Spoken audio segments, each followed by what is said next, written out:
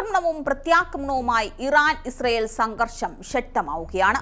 ദിവസങ്ങൾ കഴിഞ്ഞിട്ടും ആക്രമണത്തിന് അയവുമില്ല. നിഴൽ യുദ്ധം നടത്തി ഇറാനും പ്രതിരോധിച്ച് ഇസ്രയേലും പരിധിയില്ലാതെ മുന്നേറുകയാണ്. യുദ്ധത്തിലേക്ക് ഇറാന്റെ സഖ്യകക്ഷികളും രംഗത്തെത്തിയിട്ടുമുണ്ട്. ഇറാനെതിരായ യുദ്ധത്തിൽ ഇസ്രയേലിനൊപ്പം ചേരാൻ US ഒരുങ്ങുന്നുവെന്ന റിപ്പോർട്ടുകളും പുറത്തുവരുന്നുണ്ട്. വെടിനിർത്തലല്ല, ഇറാന്റെ സമ്പൂർണ്ണ കീഴടങ്ങലാണ് വേണ്ടത് എന്നാണ് ട്രംപ് ആവശ്യപ്പെട്ടത്. ഇറാന്റെ പരമോന്നത നേതാവ് ആയത്തുള്ള അലി ഖമേനിയെ വധിക്കാനുള്ള സാധ്യത തള്ളിക്കളയുന്നില്ല എന്ന് ഇസ്രയേൽ പ്രധാനമന്ത്രി ബെഞ്ചമിൻ നെതന്യാഹു പരസ്യമാക്കി വ്യക്തമാക്കുകയും ചെയ്തു. ഇതിനിടെ ഇറാഖ് പ്രസിഡന്റ് സദാം ഹുസൈനെ വധിക്കാനുള്ള ഇസ്രയേലിന്റെ നീക്കം ദയനീയമായി പരാജയപ്പെട്ടതാണ് പലരും ഓർമ്മിപ്പിക്കുന്നത്.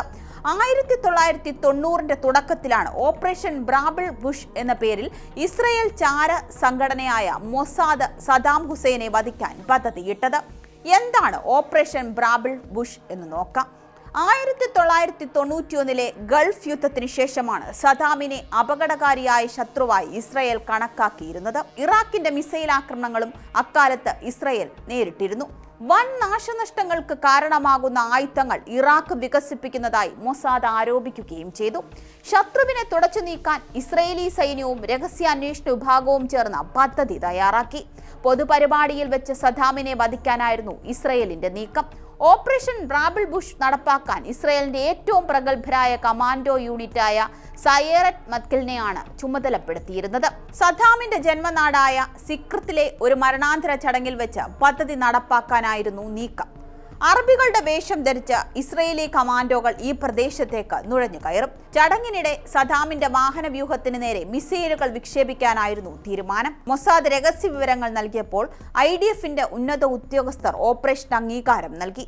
സദാമിനെ കൊലപ്പെടുത്താൻ വിവിധ വഴികൾ ആലോചിച്ചു. സദാം പങ്കെടുക്കുന്ന പരിപാടിയിൽ വിമാനമിടിച്ചിറക്കാനും ആധുനിക സൗകര്യങ്ങളുള്ള ഒരു സ്റ്റുഡിയോ യൂറോപ്യൻ ഷെൽ കമ്പനി വഴി സദാമിന് വിറ്റ് അദ്ദേഹം പ്രസംഗിക്കുമ്പോൾ സ്ഫോടനം സൃഷ്ടിക്കാനും ഇസ്രയേൽ ആലോചിച്ചു. 1992 നവംബർ 5 നെഗേവ് മരുഭൂമിയിൽ ഓപ്പറേഷൻ ബ്രാബിൾ ബുഷിന്റെ പരിശീലനം നടത്താനായി സയറേറ്റ് മത്കൽ ടീം എത്തി.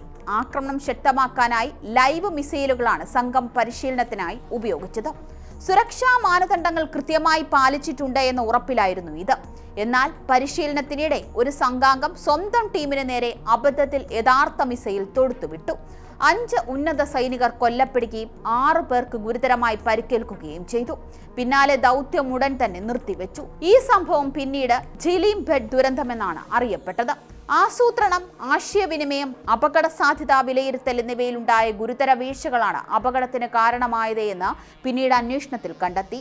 2 ദിവസത്തിനു ശേഷം ഓപ്പറേഷൻ ബ്രാബിൾ ബുഷ് ഔദ്യോഗികമായി റദ്ദാക്കി.